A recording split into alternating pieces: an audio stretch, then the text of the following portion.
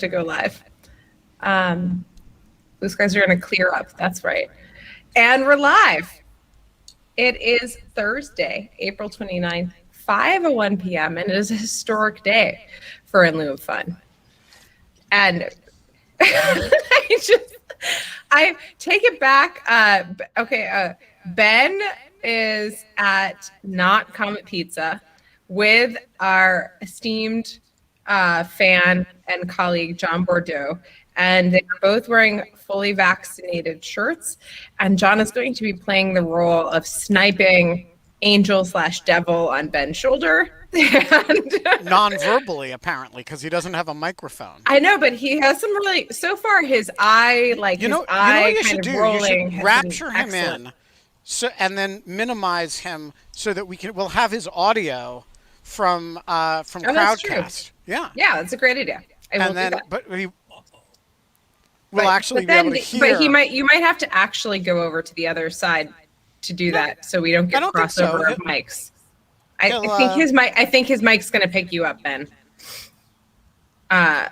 If he does that, I'm pretty sure that the AirPods pick up Nina coughing, so they're definitely going to pick up you talking. I'm not a dog, and I'm not coughing. Okay. John. All right. Yeah, it's picking me up.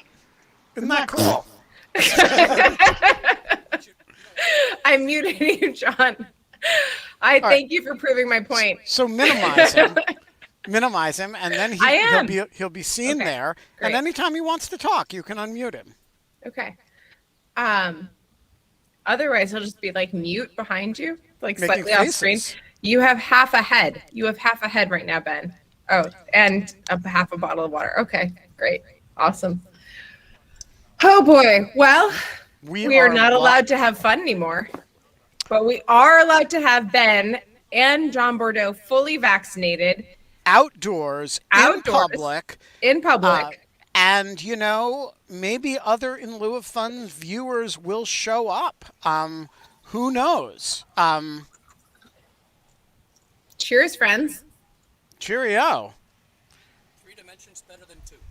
Can I just say, I know we do a fair amount of, who is this person? I don't know. Is this person an In Lieu of Fun person? Oh, it's Ox Juman. Holy shit, I thought it was Ox. It's Ox. Hi, Ox Juman. Oh my gosh, Ox. You can pull up a chair in the screen or outside as you like, whichever more comfortable. I love that Ox's name has become Ox. I love that so much. All right. We've got options. We've got now I think 2 counts as a live audience. Hi, Ox. There we go. I'm moving wildly. He can't hear me, but he says, "I'm saying hi." Hi. He's setting up his machine. He'll be on in a sec. So I want to say that my day today was so weird that I put my T-shirt on inside out and then taught an entire class with my T-shirt on inside out. Not even backwards, forwards. It's the right way facing. But it is inside out. The seams are out here. And it's just like, man, sometimes that's just the time of year it is. So. Excellent. Well, we have more people showing up, and it looks like someone is at Comet Pizza. But who the hell is at Comet Pizza? Michael. The whole point is we are not at Comet Pizza because we thought the management of Comet Pizza probably wouldn't want us to show up. So we are at the Le Pan Quotidien in Spring Valley, which is just a few blocks away, a couple dozen blocks away. Please feel free to join us. I am so glad. Thank you for nodding. John, that's not creepy. That's good. Keep just going like this. Oh God, this is going to be fun. I love this. This is going to be fun. It's going to be like a crazy. Ben, you seem nervous. No, I'm a little bit. I have a lot of movement going on in my peripheral vision as people show up, and so it's minorly distracting, but in a very pleasant way. So, yeah, it's fine. I can handle it. I'm not being distracted. I did all of the dumping of wine all over my desk right before we started. So now I'm completely. So here is my suggestion, Yeah. which is that all people who are here should log in, and you're welcome to use my hotspot if you want. That seems hard to coordinate. Wait, what is well, going on people here? should log into the show, and then Kate can rapture you in so that we can talk to you. Except yeah. Bordeaux, because he's already on screen, and we have his audio whenever we need it. Be on time. Yeah. John Bordeaux, do you have feelings? I'm muting Ben and I'm unmuting you, John Bordeaux. John, how do you feel about you're upset with people for not being on time? No, I'm not. I was just saying that's why I'm already prepared here and on the shoulder of Ben. That's why. That's why poor Ox has to be back a little further. It's an order of appearance. I think that there should be a poll about who the devil is and who the angel is on Ben's shoulders. I think Ox is probably the angel, and Bordeaux is probably the devil. But I know Bordeaux better than I know Ox. So it's a good guess. And Ben, can you? Oh, all right. Well, see, Ben, all of this was done through the magic of John Bordeaux's audio that caught all of that. You're muted right now. Not anymore. Oh, you unmuted yourself. Okay. Sorry. I'm muting John. Okay. Stop it. You're deleting from my omnipotent power, which was kind of, I guess, like actually a little bit redundant. But okay, so this is fun. I kind of love this show, and that this is just going to be completely anarchy. Yes, I know Anne. Anne's like, Anne, this is madness. Everything's going crazy. It is a little crazy. I think this was actually predicted. Okay. I think we knew that it was going to be weird to do like an in-person show. So we got to find out who's here. So John Bordeaux, can you be our roving correspondent and go around and get the various people who are here to introduce themselves, and I will keep you in frame. Yeah, who are these people? Are they in lieu of funners? Wait, unmute John. Wait. You're going to have to start over, John. Oh, no. John, go ahead, John. Hello. Welcome. How would we know your name on the show? I'm Ruth Anna. Ruth Anna. Fantastic, sir. I'm Ronald. Ronald, great to meet you. Outstanding. We already know Ox. Sure, more are coming. Fantastic. Hi, guys. This is so Welcome. Cute. I love this. This is like real people in like the real universe. Thank you, John. Good job, roving correspondent. Thanks for making John a drone, by the way. He has agency. He's not a drone. I know. Well, yes, that's true. He does. I gave him an assignment. I'm an assignment editor. What? He's a... Come on. That is true. Ruth Anna and Ronald, this is so great. Okay, this is so cute. I love that people are gathering. I'm like very touched by it. I'm just sorry somebody went to Comet. That seems foreseeable, actually. You did like mention like 8 times that you were going to Comet, and then like finally somebody intervened and was like, to be fair, it was an audience suggestion. I take those very seriously. That is true. Can I say that that's something that I really like about the show is that like it really does predominantly like we have a lot of control, but we really do defer to audience suggestions a lot when we can. Yeah, I mean mostly when they work out. Like there's also like when it's like not possible. I mean I would say that's. Anyways, Ben, what are we going to talk about today besides like meeting people and everything else? Well, first of all, I want to announce that since Kate and I are both now fully vaccinated, it is no longer true that we are not allowed to have fun anymore. So I think the first thing we have to talk about is whether we need a new slogan for the show. It's a great question. I don't know. What do you think? I think that in lieu of fun is indelible, and I don't think it needs to be taken literally. And I think that it can be a vestige of its like moment in time, which was that it was founded in a moment in which we were not allowed to have fun anymore. What do you think? I think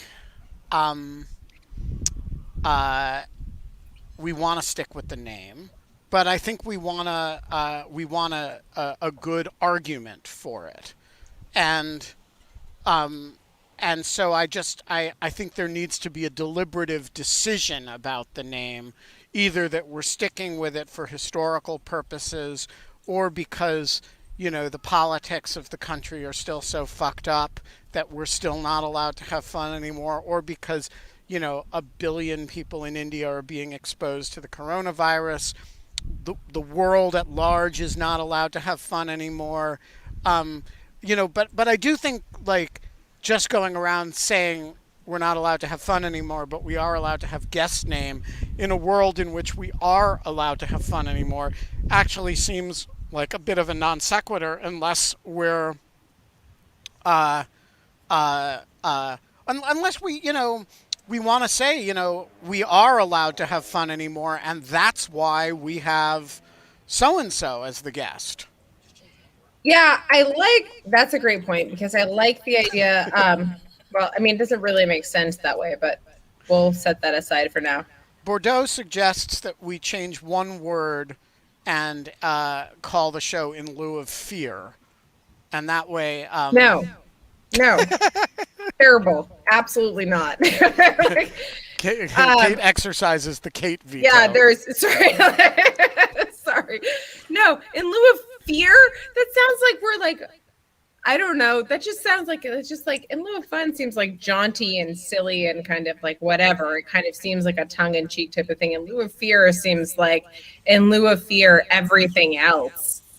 I don't know. They're just like, it's just like, what do you fear? And like fear, I don't know. Fun is like, has a wider berth of acceptability, whereas like fear is like, I don't know. I just don't want to frame it from a negative. Let's put it that way. All right. So is the ruling that we're gonna stick with in lieu of fun, but with no explanation? It's just we're gonna keep using it. I mean, maybe. Because I'm sitting here, I'm having fun right now. I know, but Ben, I've got Bordeaux. We've had fun for 398 days. I know, but 1 hour. It's been a conceit that we're not allowed to. Why can't we expand the conceit? I don't know, because what was the definition of having fun that we weren't allowed to do? Go and sit at a cafe and hang out with people. So we had to do a show because we weren't allowed to do that. And now here I am sitting with, Ox in back of me and Bordeaux making faces and stuff. And I feel like I'm allowed to have fun again. I do think this is interesting. So it gets to something that I was going to say before, which is like, who would have, before I spilled the wine all over my desk and I was about to complete a sentence, which was that you're fully vaccinated hats. Like, just think, I just remember 2 weeks before In Lieu of Fun was even conceived. It was actually the same day, because you texted me about doing In Lieu of Fun. You were like, you've left me hanging on Twitter. And I was like, what? And you were like, I asked asking somebody to the prom and not getting an answer. Asked me to do this show. And I was like, I haven't even seen it because I'm like fleeing my house to like go to another house and like moving my entire like family like across like 3 states. And your entire family being both of you? And the Nina? Dog.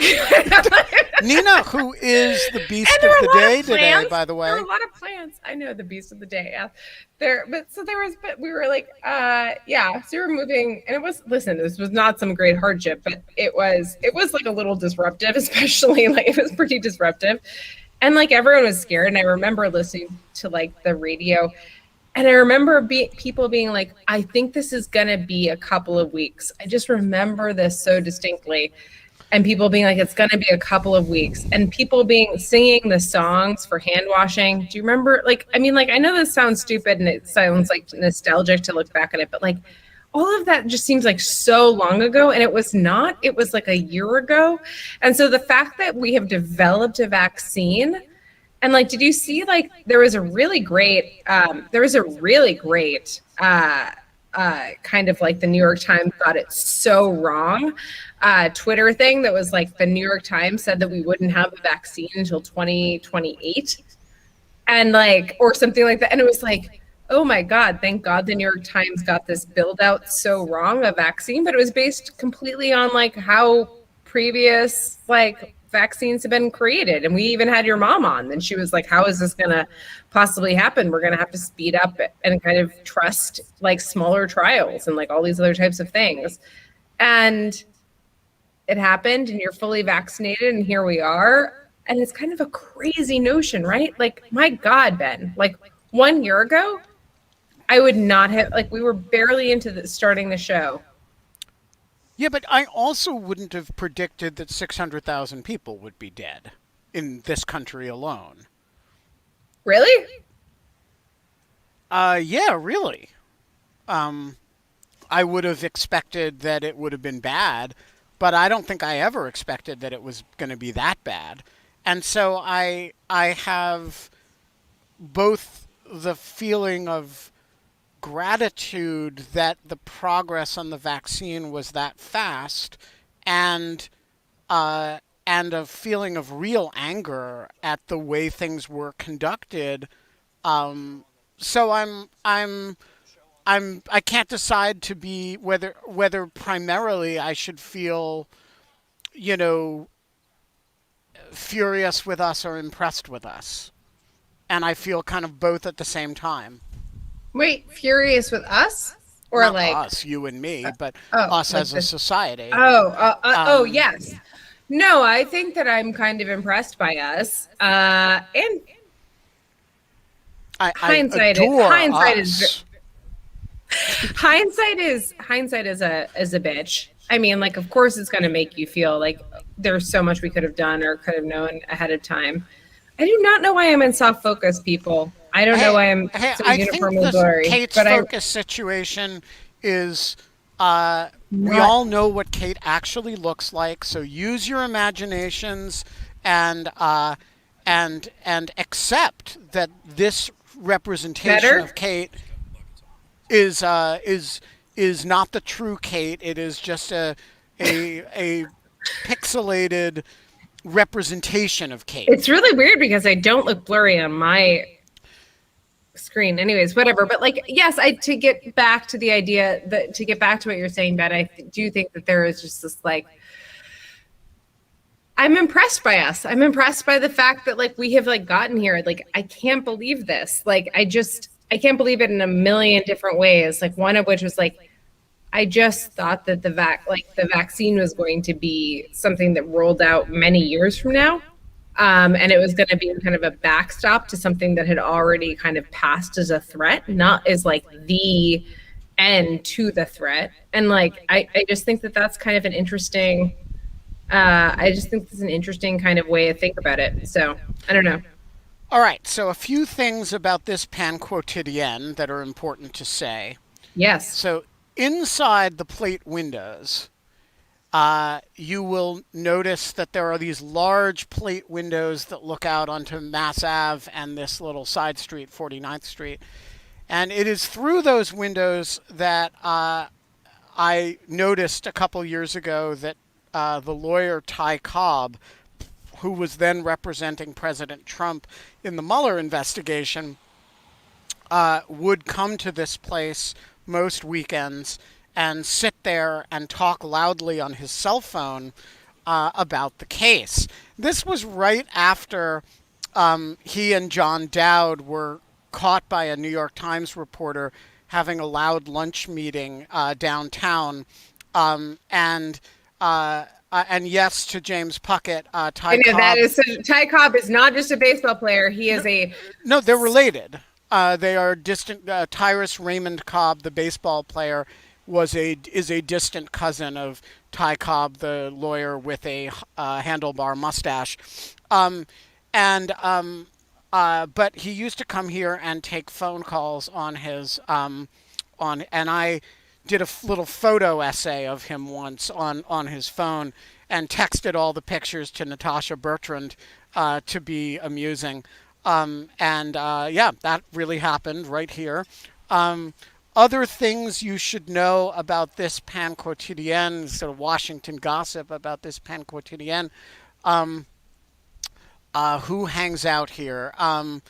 A lot of people who I don't really want to embarrass by talking about their, like where they have coffee and stuff. But some very nice people hang out here, and and who I've never done photo essays of. Oh man, I like my favorite conceit was with, like, this is like a funny story about pen quotidiens in general, which was that I had this real jerk of a editor. I'm not going to name his name, but it was when I was at ABC News and I was like 22 years old, and this guy like took me to the pen quotidien, and he like looked at me and he goes, "I don't call it the pen quotidien. I call it the Daily Bread."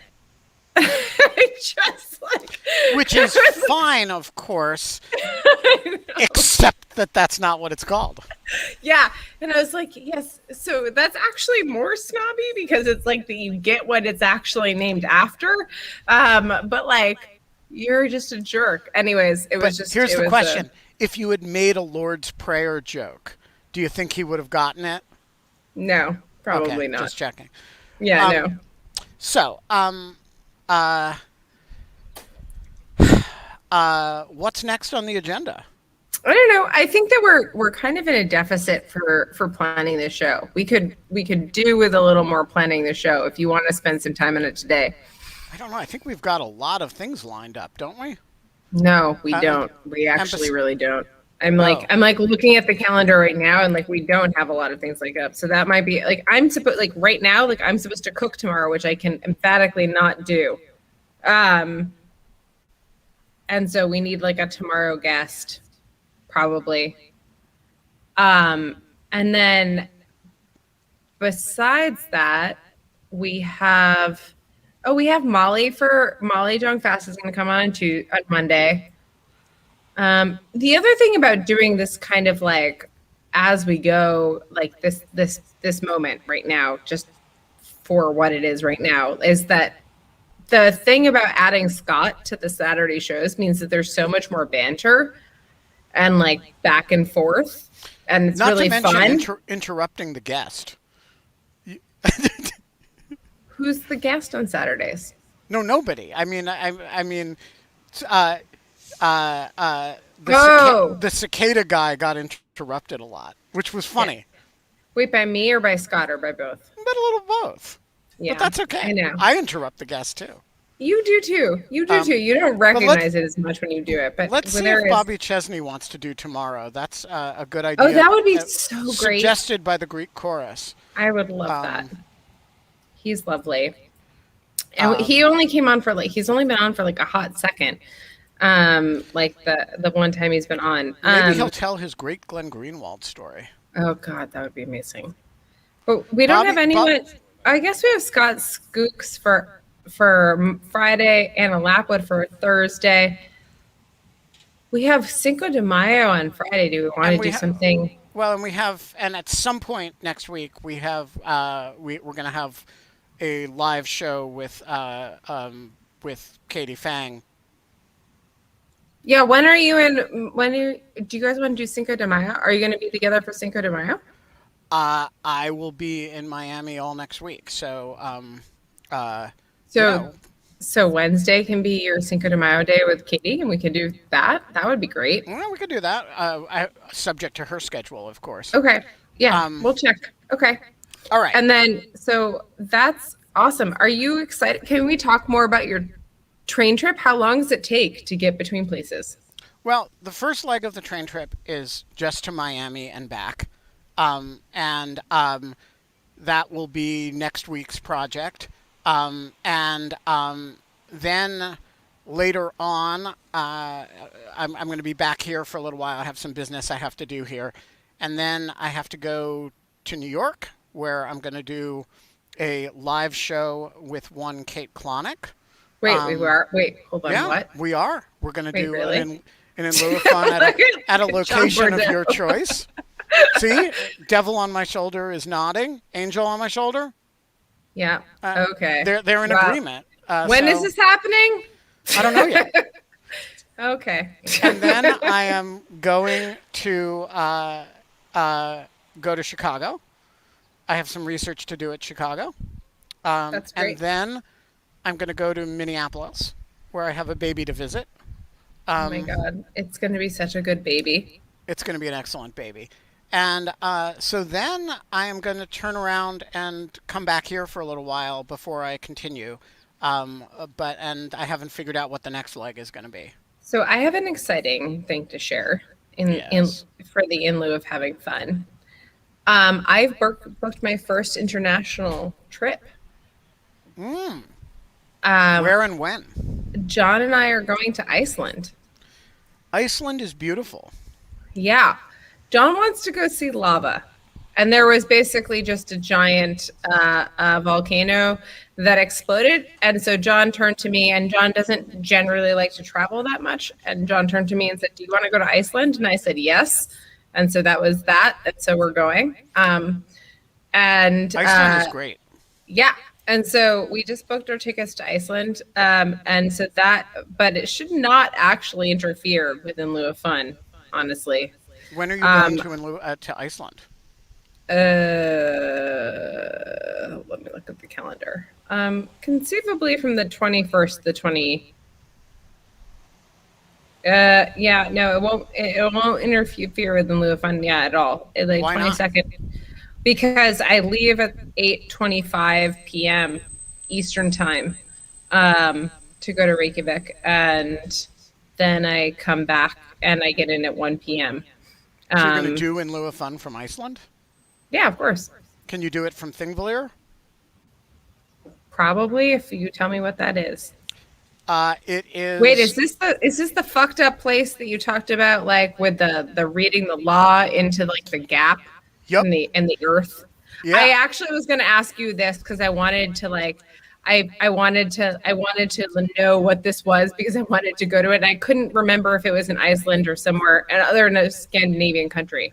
But it's in Iceland? It is in Iceland. It's not far from Reykjavik. And it is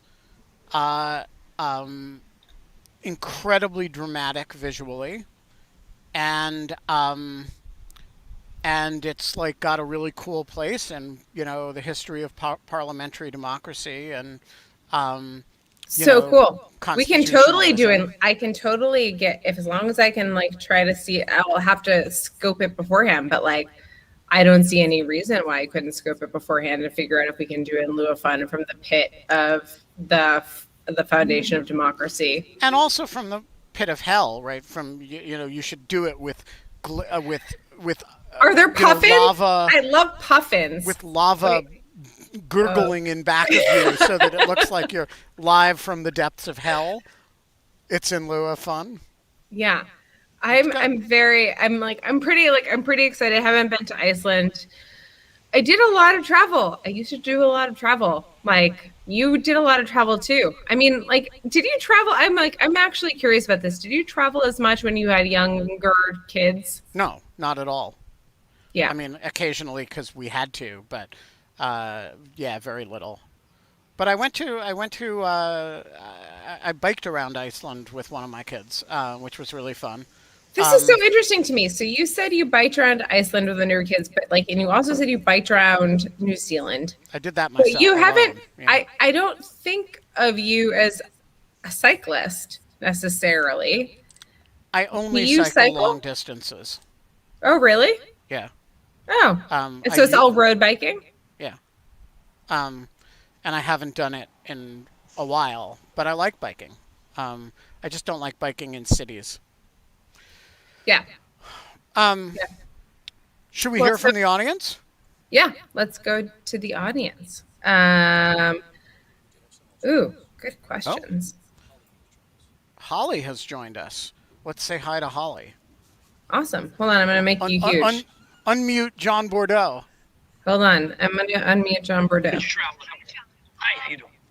From Union Station, so approximately 3 miles? All the way from Union Station. The Thank you, longest John running Bordeaux. award goes to Union Station. This is so amazing. I'm so touched by this. This is great. Yeah, We're gonna it do is this- really great. So we're going to do this in New York, right? Yeah, we can totally do this in New York. Live We're from gonna- Columbus Circle or something? Yeah. I think that this, no, not Columbus Circle. We're not like masochists. Like, there's not like any reason. Like, I would never go to Molly's apartment except like for Molly. That like I just don't go to like Manhattan. No, for no, any but we have reason. to do it somewhere where people can just show up. We can't invite the whole world to show up at Molly's apartment. That's considered rude to invite people over to other people's houses. Oh my gosh, yeah. Oh, we're so harsh right now about what's rude. Okay, let's see. 1 second. We're toggling your video. Thank you. It wasn't meaning you. I was just Hi, like, hey. Lauren. Is my audio working? Yeah, we can hear you perfectly. Oh, okay. All right. So nice to see you. Thank you. Good to see you too. Both of you.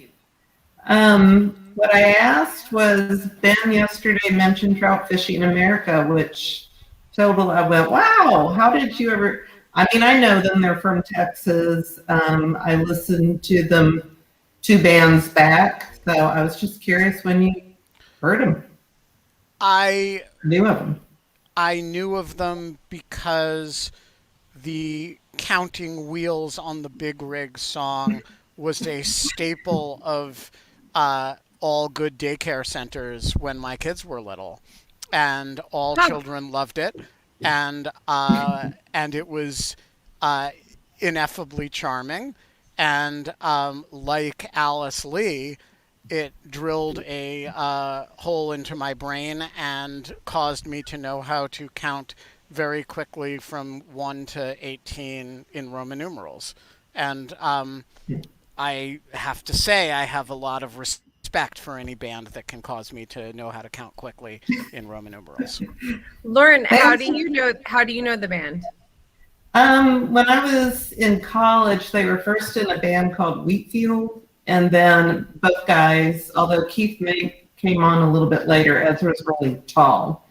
And then they discovered the name was being used by someone else, and they became St. Elmo's Fire. And then that broke up, and the 2 guys became Trout Fishing in America. And occasionally, I haven't seen the reunion concerts, but occasionally they'll get back with their Wheatfield people and band members and do a concert with them. So they're not, where are they, in Arkansas or something? They moved maybe about 10 years ago out of Texas. So another cup of coffee is trying to be able to sing that as fast as they do was like, but they have really, I mean, they have adult music too. It's not just kids music. Very cool. I actually didn't Thank know you, that. Lauren. I only associate them with kids music, but kids music of a particularly amusing variety. Meanwhile, everybody's yelling in the chat. Hello. I know everyone's on. You're not here, Daniel. Daniel. Hold on. Why, Daniel? Stop unmuting yourself. I'm trying to mute. I'm trying to You're mute you, muted, Daniel. Daniel. Stop it. Daniel, it's so nice to see you. You are now unmuted in your native habitat against a wall in a easy chair, which no one holds against you, even though Ben might tease you about it. Like, I love your chair and I love your habitat. Even if it's a little diminutive. It makes you sound like you're a lizard. I don't think you're a lizard, Daniel. I think that you are a smart, thinking human being. Notice how much she packed into that speech. What's on your mind, Daniel? So I'm wondering whether you, A, have any thoughts on the reports of the directed energy attack near the White House last September, and B, are we in for more of these type of reports, that these attacks are going to become more common until we find out, how to cure them? All right. My first thought about the directed energy attack is that I'm not sure I believe it's real. I have no doubt that the attacks overseas are real, but if you had a if you were a state actor and you had a directed energy weapon, I can't think of anything stupider to do with it than to smuggle it into the United States and bring it to the White House to attack a mid-level NSC staffer. That seems really recklessly stupid. Inefficient. Well, and also just mean, needlessly and scarily provocative, and I'm a little bit skeptical of it. Now, I don't know what happened to this person, and I don't ever want to say that somebody's symptoms are not real, but given how much uncertainty we have about what the weapon in question is at all, I think we should be careful about assumptions about what it is. When you have a new and novel presentation of it that's not a sort of overseas attack on consular or intelligence personnel. That said, we are dealing with probably Russian intelligence, and they do bad, reckless, crazy shit. And so it's certainly possible that it's for real. And so it should be lighting a fire under everybody's ass to figure out what this thing is and what's happening. And it should also be causing us to send very, very clear signals privately to the Russians when we identify this and we attribute it to you. The consequences are going to be really dire. And so I don't know what to make of it. I'm skeptical of it, but I don't think we can rule out the possibility that it is exactly what CNN says it is. So, stay tuned is the best I can do with that.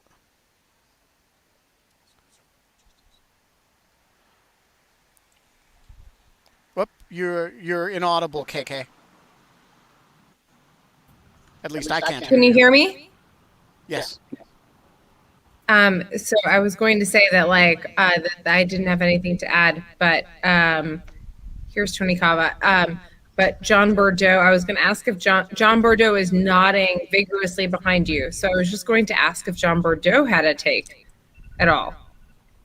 I have more of a logistical take.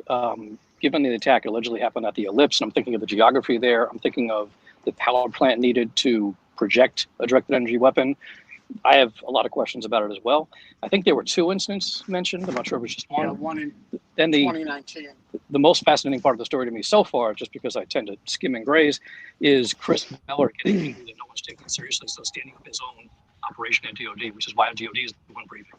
That's all my takes. Great. Thank you. That was actually kind of really seamless. I can't believe how well that worked out. I just kind of turned on John's mic and kept his camera off and used your camera, and Ox is taking selfies. Yeah, let's see if Ox has thoughts on it. About the directed energy weapon. No, I don't think he does. Let's leave him alone. He says it sounds awesome. Yeah. So directed energy weapon sounds like my Amazon Prime. Amazon Prime directed energy? Well, no, I'm watching it. Have you watched Invincible on Amazon Prime? No, but I think there should be a, you can send people presents on Amazon. Maybe you should be able to send them directed energy. Yes, basically that. That's kind of that's actually kind of almost exactly how I feel about this show. And yeah, so thank you. Christopher Argyris. The floor is yours. All right. So Ben, this is sort of an inside journalism question. I did begin my career as a journalist as you did. And as you know, this week the New York Times decided that they needed to rebrand their op-ed as the guest essay. And I'm wondering what they call this old outdated jargon. And of course, it's not jargon like journalists calling a lead LEDE or a paragraph a graph. So I sort of wondered whether it was sort of, I mean, unnecessary, or just what your thoughts on in terms of trying to update which I understand that they've only called it op-ed since 1970, so it's not like it's a century-old thing, but being 50 years old, was it in need of a refresh? And what's the big, what's the to-do about out with the op-ed and in with the guest essay? It's a very interesting question. So It's a super interesting question. I'm not sure. Just hold your space, Christopher, because I'm not going to like turn you off immediately. Just okay, good. I'm not sure that my answer to it represents anything but me, honestly. Yeah, no, that's what I've thought that the op-ed page as such has long since outlived its usefulness. I worked for one for a long time, and the argument for opinion writing in that form, in the 800-word form, which is what we call an op-ed, is that there was a space limitation. You wanted to have a diversity of views, so you had one page that you could devote to it, and then you had the editorial page, right, which did not contain op-eds, but contained the paper's editorials. And so you wanted a diversity of views. So if you broke it up and you said everybody gets 800 words, you could fit 4 or 5, depending on how much of the page you devoted to cartoons. You could, fit 4 or 5 essays on the page. That is where the 750, 800-word op-ed comes from. It becomes a form for that reason. Now, starting in the late 1990s, when all the newspapers all of a sudden go on the web, the argument that you need to restrict the length to that goes away. Because, you can do a 1,200 word or a 1,500 word or a 2,500 word opinion essay if you want. The argument as well that you need to restrict to 4 or 5 of them goes away because space is unlimited. And so the opportunity for the op-ed pages to become dramatically more imaginative in terms of the volume or material or form that they operate in opens up dramatically, and yet the form doesn't change very much. The op-ed column still looks very much like it did. Some of the op-ed writers are still the same people, right? George Will is still writing his column. Yeah.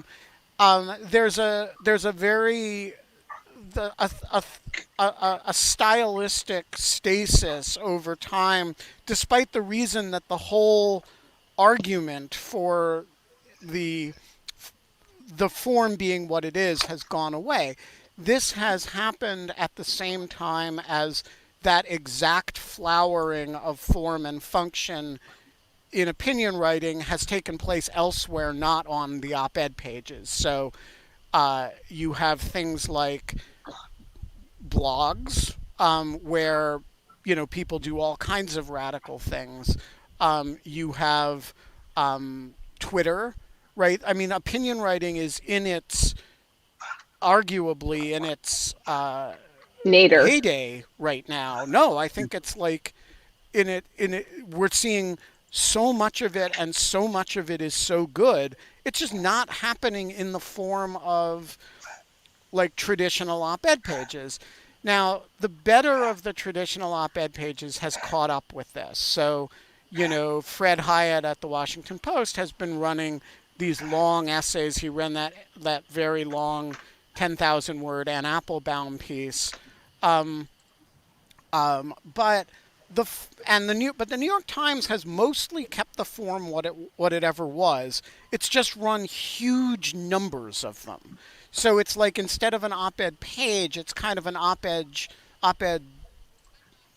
I don't know, library every day. They're running just a huge volume of content. Now, here's the funny thing that cuts against everything that I've just said, which is all an intellectual argument. I don't know this about the New York Times, but I know it about the Post. The op-ed page, the opinion section is the most trafficked part of the paper. Yeah. And so what's driving it now is not space constraint, but it's in fact what the readership wants most from the paper. So I think it's a kind of unfortunate development. It's inhibited, I think, the growth of more imaginative opinion styles that are really proliferating elsewhere. But it does seem to be what readers like. And I don't think it matters a whit whether you call it an op-ed or a guest essay. Okay. I agree. I think that it matters a little bit for the people who write them. I think that like having an op-ed in the New York Times means something more than having a guest essay in the New York Times. If only from a completely like constructive standpoint, which is that like I think older generations of faculty that you're trying to impress with like your kind of like your op-ed in the New York Times like are impressed by an op-ed in the New York Times versus like a guest essay in the New York Times. But you're still gonna call it an op-ed, right? Like like you do still call it an op-ed, and like I'm like a little bit like I am like right on the edge of this where I have definitely like had 6 or 7 online op-eds that have not made their way into print, and like 2 or 3 of them that have made their way into print, and like so they have totally it's actually fascinating like the different types of like pickup that they have, but I would say that it's a distinction that's not worth it for the New York Times or any print publication in any way. That like it just doesn't seem to make sense. It's very elitist. It's very about like kind of like who are you going to have writing these anyways, and who are you going to have writing guest essays, and like at a certain point I really do think that they're going to have to call. They have had a heyday of guest essays, so to speak, that are just like people who write whatever the fuck, frankly, they want to write in the New York Times about like various like kind of like ideas. And then there will be kind of like a real kind of normative moment of like what does the New York Times want to support or endorse, or like, and like the value of the underlying opinion writing essay. Does that make sense, Ben? Or am I like completely off the mark? I mean, like, look, my views of this, having spent 10 years at an op-ed page and an editorial page, are very radical, which is I think the enemy is the columnists. Oh, really? I think really you think the columnists? The number of op-ed columnists who are worth reading in the United States on a regular basis is vanishingly small in my opinion. That's true. I would agree with that. And I think it's a form that very few people are capable of carrying off. Like I don't, and I think I would much rather devote more, if I were in charge of an op-ed page, I would much rather devote, I would say, I don't care about length. I'm committing none of the page to regular columnists, none of it.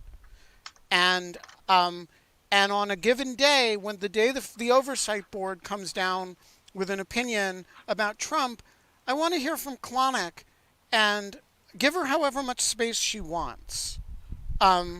And I think, and the day that, something happens and the Mueller report comes out, go out and find the right person to write about that. And the day that, the president says, yeah, actually it was a genocide in Armenia, let's hear from from a historian. The voices that are like, I mean, I think you're completely right. It's that like is a very, so much it's more interesting use of the resources to me. And maybe you have 2 or 3 on some days, and maybe you have 5 that look like op-eds on some days. But the amount of space that newspapers are committed to their regular columnists struck me as nuts when I was part of one. Because I used to see the essays that were coming in from outside versus the dreck we ran from people that we had real commitments to. And I didn't really believe in it then, and I don't believe in it now. And I think now as the costs of it get bigger and bigger and bigger, the longer it goes on, because you're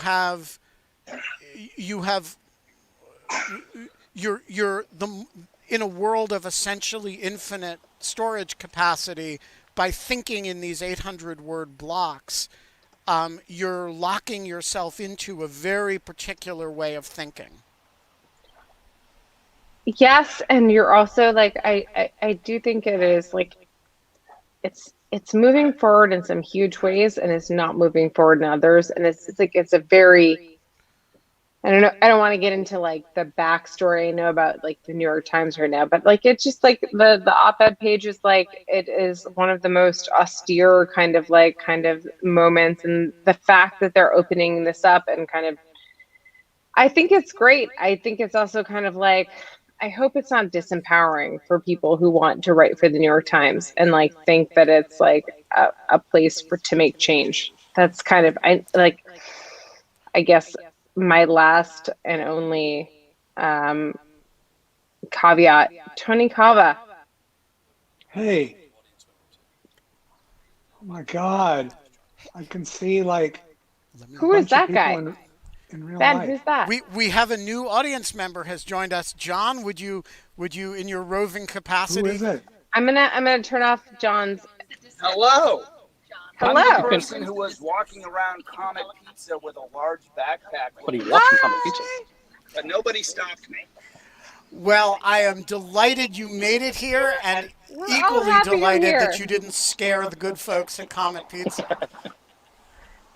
I love John Bordeaux, and like he's basically is a roving microphone because his AirPods are so literally, John, you've gone and talked to people like as you've done this. It's just like they just pick up, your mic picks up all of them. That's kind of a great thing to know in the future.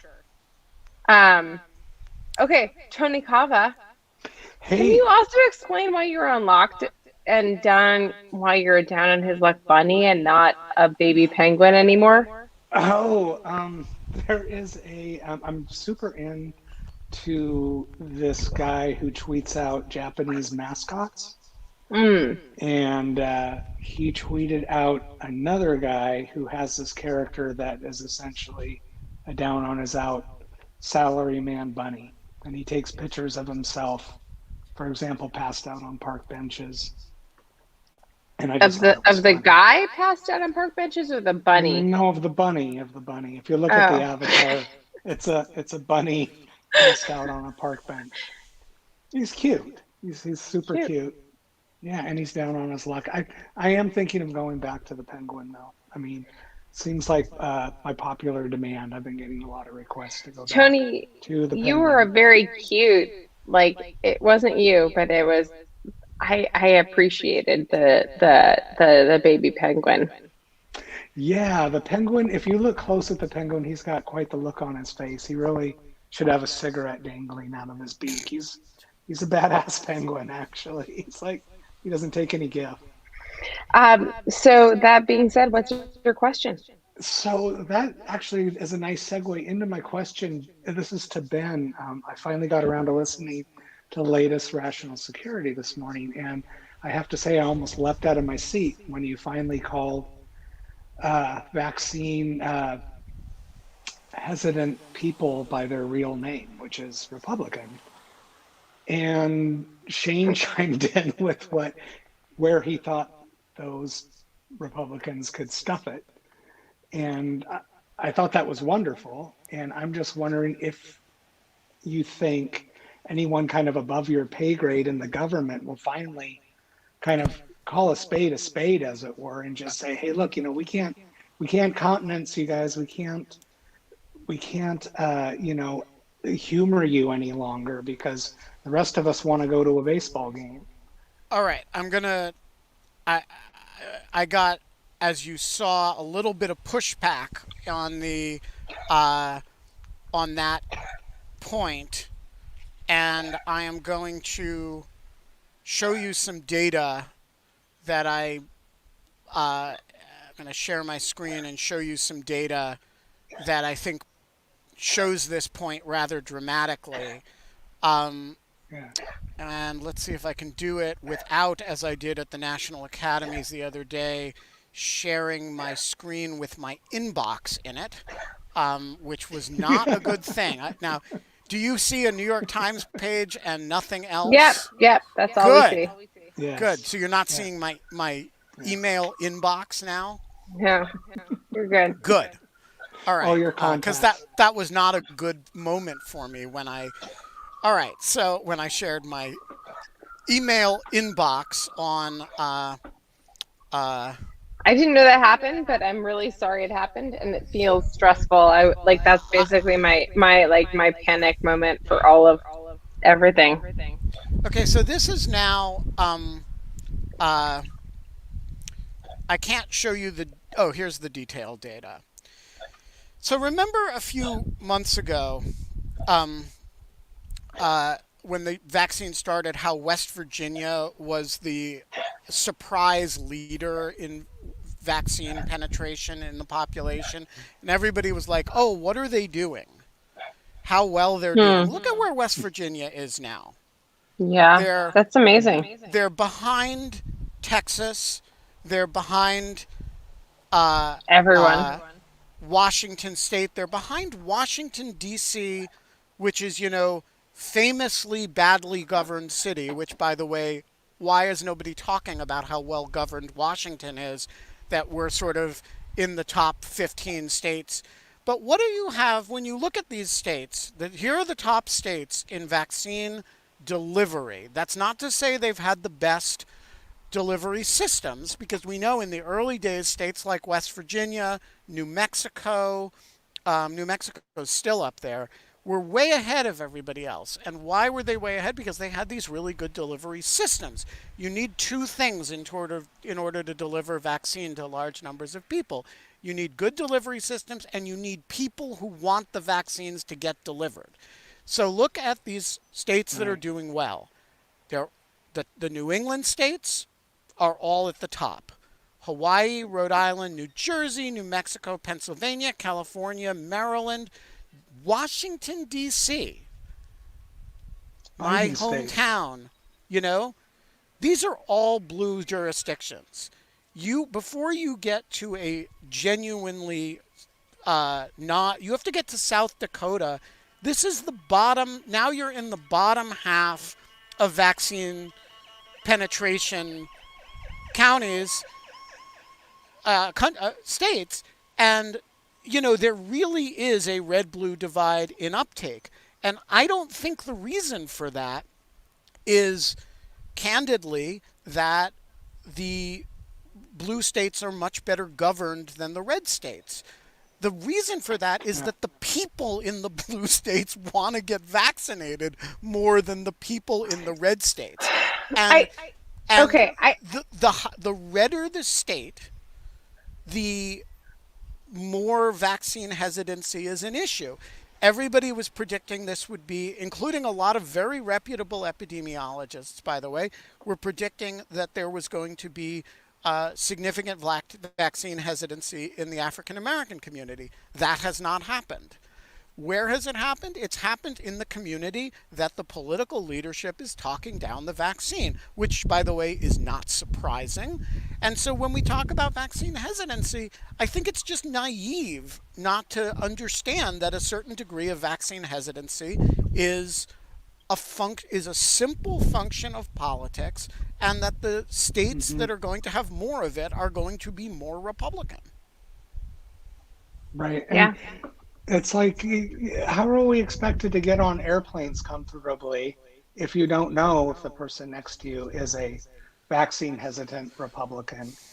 And Well, and that's you what I was might getting ha- at. Is like, at you what might have point, to use something like a vaccine passport that proves that yeah, and I personally, I know this will like really upset Tucker Carlson, and he may, that I think it is reasonable as a private business to say I don't want to expose my other passengers to needless risk, and But it's Anne not is just, saying it's not reasonable from like, it's not even reasonable from like a rights perspective. It's reasonable from an economic perspective.